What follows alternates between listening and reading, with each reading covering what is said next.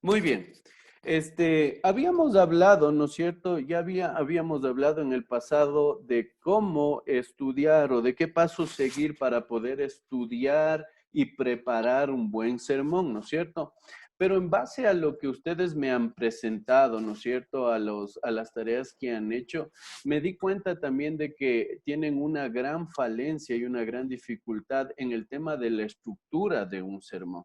Y es por eso que hoy día quiero hablar acerca de ese punto y me parece sumamente importante este tema de la estructura de un sermón, ¿de acuerdo?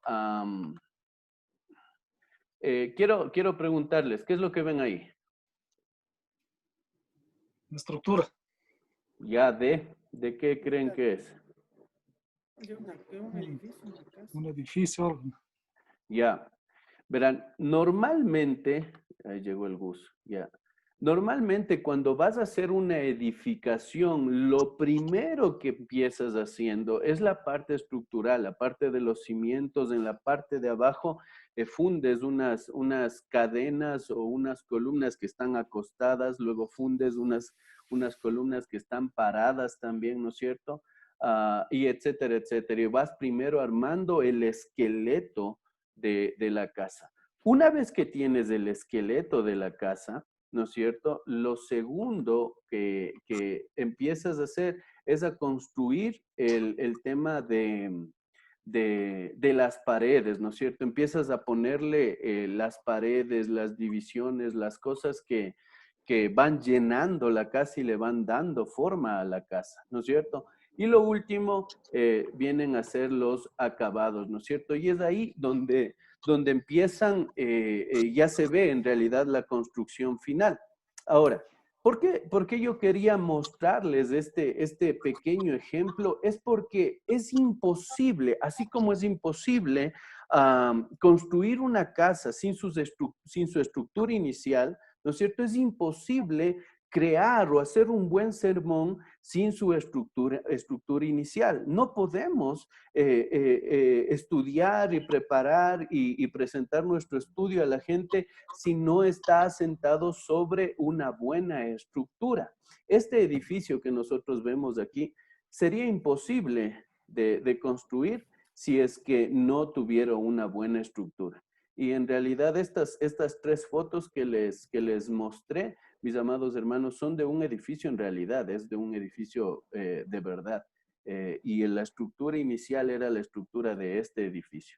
Y se dan cuenta, entonces sin esa estructura no podríamos ver este hermoso edificio gigantesco con sus ventanas de espejos y todo lo demás sería totalmente imposible, ¿no es cierto? Entonces, por eso es la importancia que tenemos, mis amados hermanos, de hacer una buena estructura de nuestro sermón, ¿de acuerdo? Sin una estructura es como, piensa un poquito, ¿qué pasaría si al ser humano le sacas todo el esqueleto, todos los huesos que tenga el ser humano? ¿Qué pasaría? ¿Qué quedaría? Los músculos. Los órganos. Claro, pero ¿cómo se verían todos esos músculos y Los esos fibras. órganos? Todo caído. Exacto, todo hecho un montón de músculos y todo caído, sin forma, sin nada, ¿no es cierto?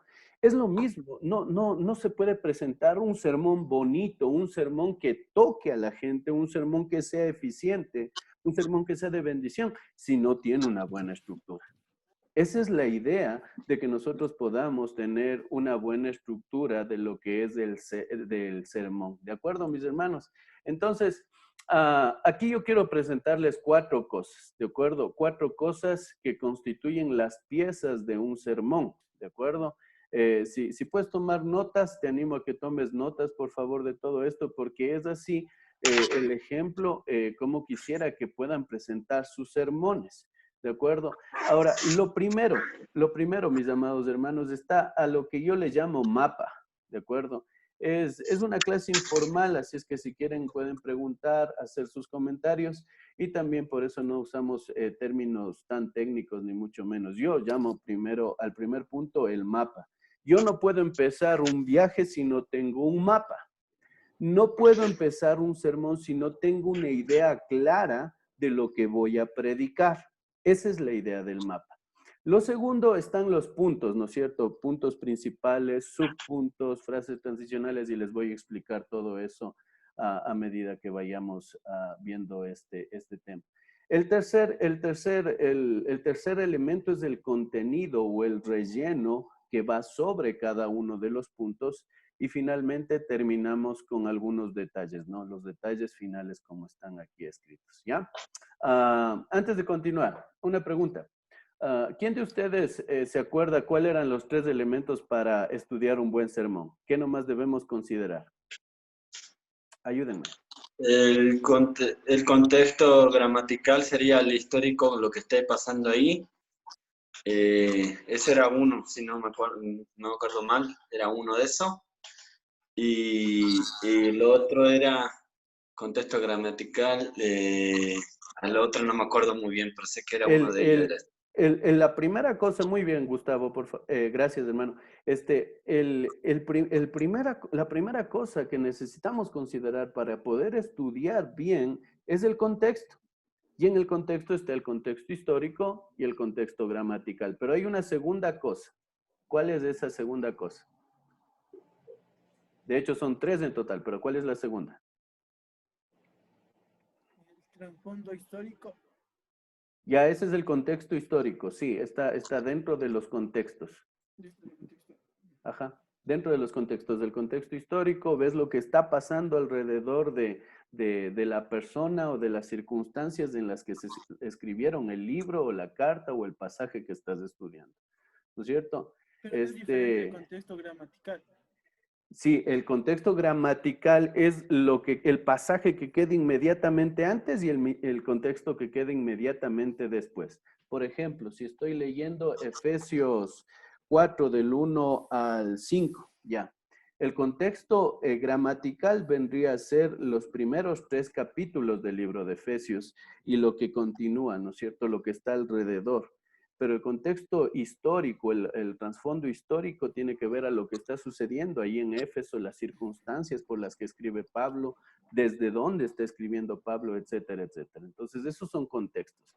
Pero la segunda cosa, ahí como pueden ver en su pantalla, necesitamos recurrir a la idea principal, ¿no? Mientras nosotros estudiamos, leemos el inicio del pasaje, el final del pasaje, ¿no es cierto? Y podemos encontrar la idea principal. Encontramos palabras que se repiten, conceptos que se repiten, ahí va a saltar la idea principal, ¿no es cierto? Y finalmente estudiamos o consideramos la estructura y el énfasis del pasaje o del libro, ¿de acuerdo? Esto solamente es un resumen, por eso no voy a profundizar mucho en esto, mis amados hermanos, ¿ya? Entonces, estas 3 cosas ya la vimos en la clase anterior, ¿ya? Pero, ¿por qué les hablo de todo esto? ¿Por qué no empecé a hablar del mapa primero? Porque el mapa es el primer elemento, la primera pieza en esta estructura. Es que, hermanos, nosotros no podemos darle forma o estructura a nuestro sermón sin antes haber estudiado. Nosotros necesitamos estudiar el pasaje y sacar el significado original, la idea principal que el autor romano tenía en mente cuando escribió ese pasaje. ¿De acuerdo? Entonces, no podemos saltarnos de esto. ¿De acuerdo? Entonces, por eso es importante, primero el estudio y luego viene la estructuración del sermón. ¿Ya? Vamos ahí. Ahora sí vamos a lo que es el mapa. ¿Ya? O a lo que yo le llamo el mapa. Usted puede ponerle el nombre que quiera, pero yo le llamo mapa, ¿ya? Verá, en el mapa hay 2 cosas que considerar. Primera cosa, necesitamos considerar el tema, ¿de acuerdo? Y la segunda, necesitamos crear una proposición del sermón, ¿de acuerdo? Una vez que he estudiado, una vez que ya sé cuál es el significado, no quiere decir que ya estoy listo para predicar, hermanos. Ojo, no es suficiente solamente ya estudié, saqué el significado de las palabras que se repetían, sé cuál es el tema, no es suficiente, ¿de acuerdo? Empezamos. Tenemos el estudio y en base a ese estudio nosotros podemos sacar en primer lugar el tema de nuestro sermón o del pasaje que estamos estudiando, ¿no es cierto? Vamos a sacar el tema del sermón o del pasaje que estamos estudiando. ¿Y qué es lo que hacemos en este punto, hermanos? ahí es donde nos vamos a apoyar en nuestro estudio y principalmente nos apoyamos en la idea principal para sacar el tema del mensaje. Cuando tú ya tengas bien claro la idea principal, que es el segundo punto en tu exégesis o en tu proceso de estudio, cuando tú ya sacas bien la idea principal, ves cuántas palabras se repiten, estudias el contexto histórico, el contexto gramatical y todo lo demás, tú vas a poder saber cuál es la idea principal. ¿De acuerdo? Entonces, esa idea principal te va a ayudar a ti a sacar el tema del sermón.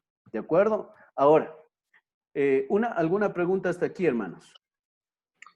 Sí, bueno, yo quería hacer una pregunta, bueno, porque todavía, bueno, estoy estudiando los de Filipenses, del capítulo 2 del 19 al 24, ahí habla cuando le dice que pronto le voy a enviar a Timoteo, ¿no? A vosotros le voy a enviar a esta persona que es del mismo ánimo que mí y todo, y está trabajando conmigo. Entonces, el tema en sí, yo he visto que puse en el sermón todavía, pero estoy procesándole, dice que yo le puse el ánimo en medio de las circunstancias, ¿no? Para mí ese tema es así, porque el pasaje va porque Pablo estaba preocupado para que ellos sí. Estaba preocupado porque él estaba en la cárcel cuando escribió, ¿no? El libro de Filipenses, ¿no? Él estaba preso y entonces la circunstancia de él no importaba, a él le importaba más a los hermanos para que siguieran con el evangelio, siguieran ellos con la obra. Entonces dijo, le voy a enviar para que se animen y sigan, ¿no? No sé si estoy mal con lo que digo, ¿no? O sea, sí, Un ejemplo, ¿no? tendríamos que estudiar ese pasaje. Ahora, aquí me voy a adelantar prácticamente al final. Yo quisiera que ustedes entiendan la diferencia entre tema y título. Es diferente, es totalmente diferente. ¿De acuerdo? Ahora, les voy a poner dos frases y yo quiero que ustedes me digan cuál es el tema y cuál es el título, ¿ya? La primera frase es redención. Y la segunda frase es el regalo más caro jamás comprado. ¿Ya? Primera frase, redención. Segunda frase, el regalo más caro jamás comprado. ¿Cuál es el título y cuál es el tema? El tema es redención. Y el título va a ser el regalo más. Ese es el título que le está dando al tema sobre la redención. Ya, exactamente, exactamente. Lo que Gustavito tú estabas diciendo, hermano, en realidad apunta más a un título. ¿Por qué? Porque el tema es la enseñanza principal del mensaje. Y el título que tú le das es una manera novedosa y bonita de decir el tema. La redención, ustedes saben, ¿cuál es el concepto de redención? Es el acto de comprar a precio, ¿no es cierto?, algo. Y en el contexto histórico de esa palabra, sabemos que había esclavos, ¿no es cierto?, que estaban siendo vendidos y ese esclavo podía ser redimido por algún familiar pagando un precio. Y ese esclavo dejaba de ser esclavo, ¿no es cierto? La redención es eso con nosotros. Él nos compra con la sangre de Cristo, ¿no es cierto? El Señor Jesucristo, Dios nos compra con la sangre de Cristo y nosotros somos libres de condenación y del poder del pecado y de Satanás. ¿No es cierto? Por eso el tema es la redención, pero para decir bonito y para decir que es de una manera que sea llamativa a las personas para que atraiga su atención, ustedes van a decir un título. El regalo más caro jamás comprado. Y hablas de lo mismo. ¿Me entienden la diferencia? Quisiera escuchar sus comentarios aquí en este punto, mis amados.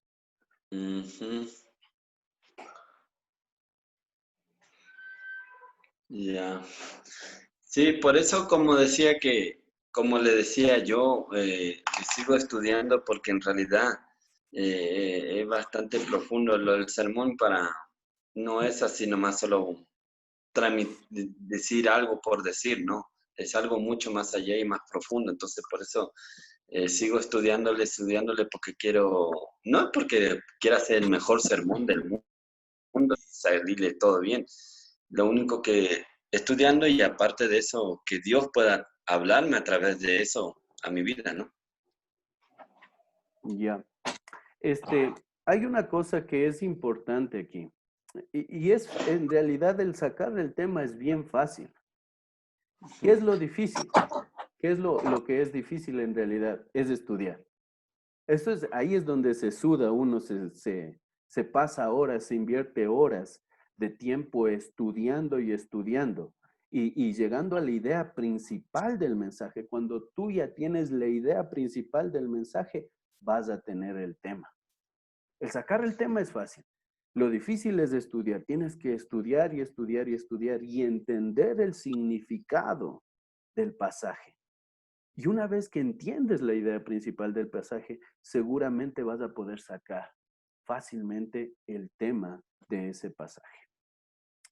¿Me comprenden, mis amados hermanos? Vamos a hacer un ejercicio para que podamos entender, pero déjenme explicar la segunda parte, ¿ya? La segunda parte.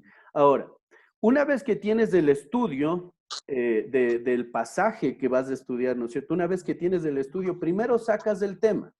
Y en base a ese tema gira todo, a ese tema debe apuntar todo. Y después de que sacas el tema, se te presenta una tarea que es una de las que más me emocionan a mí cuando hago mis sermones. Es la proposición del sermón. ¿Qué es lo que es la proposición? Es una afirmación de la idea principal o de la principal lección espiritual en una frase. ¿Entendemos? Es una afirmación de la principal lección espiritual en una frase. O sea, cuando tú ya tienes la idea principal del sermón, la lección principal del sermón, ¿no es cierto? En base a tu estudio, tú pones eso en una frase, ¿no es cierto? Esa es la proposición. Al inicio de tu mensaje, tú vas como a resumir en una frase todo lo que les vas a enseñar a los hermanos en una sola frase y dices tu proposición al momento de predicar. ¿Ya? Vamos ahí. Vamos a hacer un pequeño ejercicio. Por favor, Marius, ayúdame leyendo los versículos que tienes en pantalla. Lo que pasa es que está tapando parte del versículo. ¿Alguien está en una computadora? Efesios 3, del 20 al 21. O si no, en su Dice Biblia. mi Biblia, Dale, Suco. Si puedes leer, lee. y aquel que es poderoso para hacer todas las cosas mucho más abundantemente de lo que pedimos o entendemos, según el poder que actúa en nosotros. A él sea la gloria en la iglesia, en Cristo Jesús, por todas las edades, por los siglos de los siglos. Amén. Amén.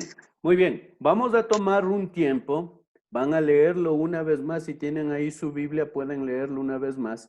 Pero yo quiero que me digan, hermanos, de estos son solo 2 versículos, verán. ¿Cuál es la idea principal? Ya vamos a suponer que hemos pasado horas, ahorita solo nos vamos a pasar unos minutos, pero hemos pasado horas estudiando estos 2 versículos y vamos a tratar de sacarle la idea principal. Eso en primer lugar.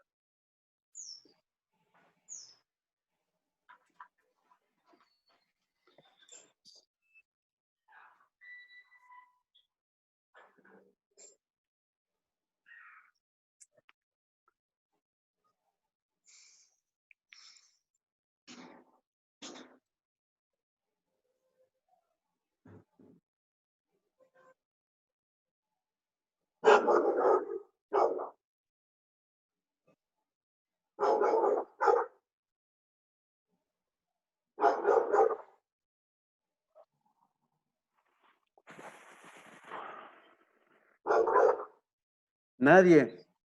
¿Alguna idea? Uno que yo entiendo, utiliza mucho la primera palabra que dice, y aquel que es poderoso para hacer todas las cosas.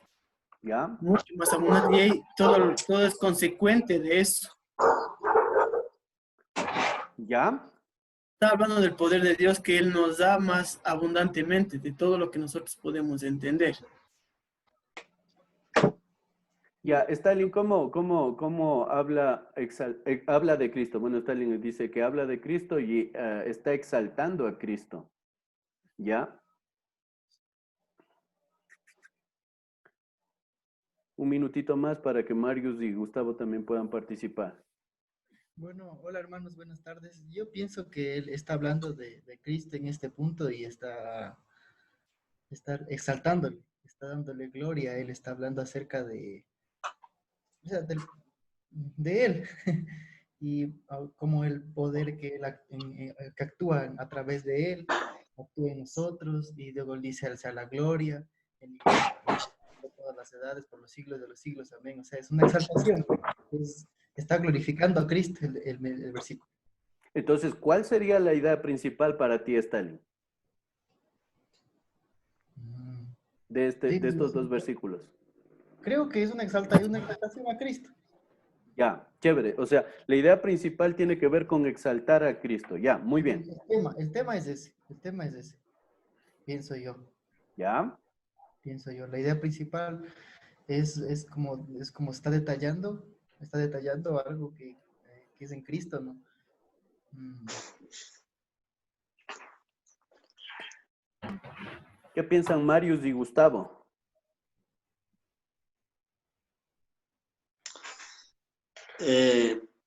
Por lo que estoy leyendo y viendo, yo le veo que aquí como que es como un mostrando al hombre sería mostrando, nosotros tenemos que mostrar a ese Cristo, ¿no? Sería porque dice aquel que es todopoderoso para hacer todas las cosas y mucho más abundantemente en lo que pedimos y entendemos según el poder actúa en nosotros. Sería que Dios a través de su poder actúa en nosotros, nosotros seríamos como una esencia del Señor, sería una representación de Él, ¿no? Sabes que sí tiene que ver, pero es un punto secundario ese. Es un Ya. punto secundario. Y sí tiene que ver. Ya te voy a decir por qué. Marius. A ver, lo que dice todo el pasaje se refiere al conocimiento, ¿no? A la plenitud de Cristo que Dios nos da. Entonces, para mí el tema sería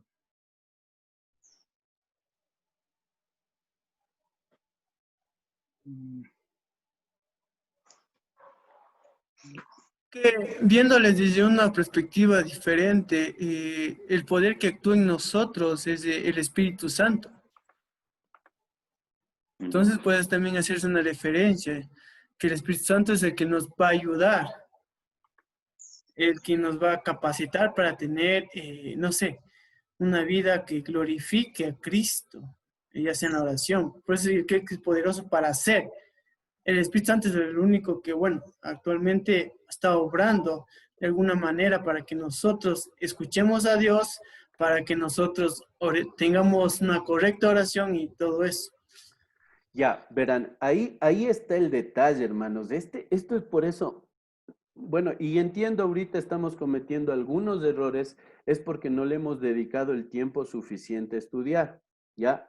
Pero es importante que partamos de la idea principal y no nos vayamos a los detalles. Lo que estamos haciendo ahorita no está mal, sin embargo, está lejos de la idea principal porque estamos enfocándonos en los detalles, como que en el poder de Dios, ¿no es cierto? Habla de eso la Biblia, ¿no es cierto? Habla de que debemos ser, en final de cuentas, y como una aplicación, ¿no es cierto? Una imagen de la gloria de Dios, ¿no es cierto? Etcétera, etcétera. Pero, hermanos, si ustedes estudian, les puedo dejar eso de tarea, pero la idea principal se centra en la parte final del versículo. Dice, a él sea gloria en la iglesia, en Cristo Jesús, por todas las edades, por los siglos. Amén. En realidad, esto, ¿qué es eso? Está X más, ups, ¿qué es eso? ¿Cómo se llama? En realidad, esto es la idea principal del pasaje y todas las demás cosas giran alrededor de esa idea principal, exaltar a Cristo. ¿Pero por qué? ¿No es cierto? Exaltar a Dios, mostrar su gloria, glorificarle a Él. Esa es la idea principal. Y la idea y esa idea principal está asentada en el contexto, ¿no es cierto? Los 3 primeros capítulos de este pasaje hablan del evangelio de la obra de Cristo. Y esta sección se termina con una exaltación teniendo en miras la obra de Cristo, que Dios nos redimió en Cristo, nos adoptó en Cristo, nos predestinó en Cristo, nos hizo herederos de Él en Cristo, somos sellados por el Espíritu Santo, somos salvos por gracia, somos un solo cuerpo en Él. Entonces, la gloria que debemos darle a Él es por la obra de Cristo en nuestras vidas y en nuestra iglesia. ¿Sí me entienden? Ahora, ya, nuevamente yo quiero que entiendan, es porque no hemos tomado el tiempo, porque no tenemos tiempo aquí para estudiarlo, ¿no es cierto?, que se dan estas cosas. Pero una vez que sacamos la idea principal, ¿no es cierto?, tenemos el tema principal que en realidad es glorificar a Dios o exaltar a Dios, la idea de exaltar o glorificar a Dios, ¿ya? Entonces, ¿cómo pondrían exaltación a Cristo por su poderoso obrar? Sí, exactamente, exactamente. Las palabras son lo de menos, con tal que digamos la idea principal en este punto. Esa es la idea de este pasaje, la idea principal de este pasaje. Ahora, ¿qué es la proposición? Ese es el tema. Ya tenemos la exaltación de Cristo o la glorificación de Cristo, ¿no es cierto? De Dios en Cristo, ¿ya? Ahora, ¿cómo pondríamos eso en una proposición que resuma nuestra enseñanza delante de la gente? Quiero darles un minuto también para que puedan hacer eso. En una frase tiene que ser explicado.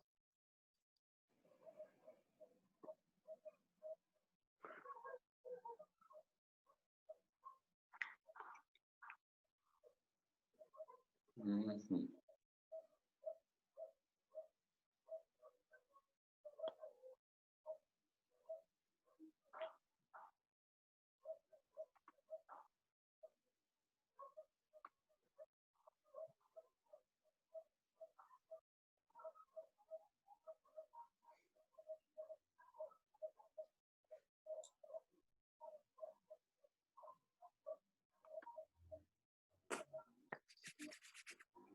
¿Alguien tiene alguna idea?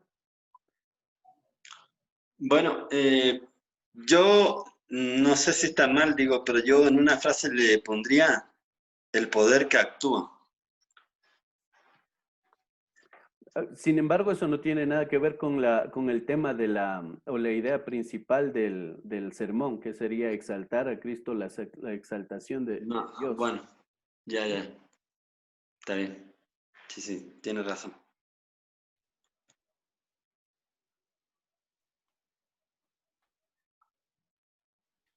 Como les digo, esas partes sí habla la Biblia, pero apuntan a una idea principal. Habla del gran poder que Dios usó para salvarnos en Cristo, ¿no es cierto? Y que actúa en nosotros para salvarnos. Y es que por eso se lleva en la gloria. Esa es la idea principal del pasaje. Entonces, ¿cómo yo les expongo la idea principal en una frase, el tema del sermón en una frase? ¿Cómo les propongo eso en una frase? Algo así como Cristo merece toda la glorificación y la honra. ¿Ya? A ver, repíteme una vez más. Cristo se merece toda la gloria y la honra. ¿Ya? Sí, por ahí va la cosa.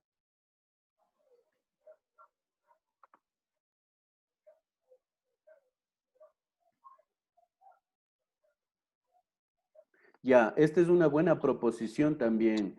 Stalin escribió, Cristo es exaltado por su obrar en la iglesia, por su obra, y por su obra sería en cada uno de nosotros.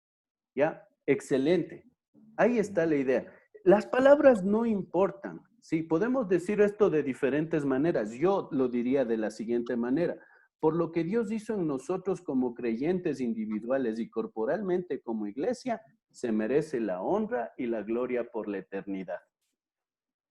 Es lo mismo que dijo Stalin, ¿no es cierto? Es lo mismo, solamente que de una manera distinta. Y ahí es un trabajo de poder encontrar las palabras adecuadas y demás cosas. Pero tenemos la idea principal, exaltar a Dios. El tema es glorificar a Dios, ¿no es cierto? ¿Y cómo pongo eso en una frase que exhorte a los hermanos, que le diga de qué vamos a hablar a los hermanos? Ahí está. Dios se merece toda la gloria por lo que hizo en nosotros y en la iglesia en Cristo. Me gustaría escucharles si estoy siendo claro en este punto porque les veo con cara de perdidos.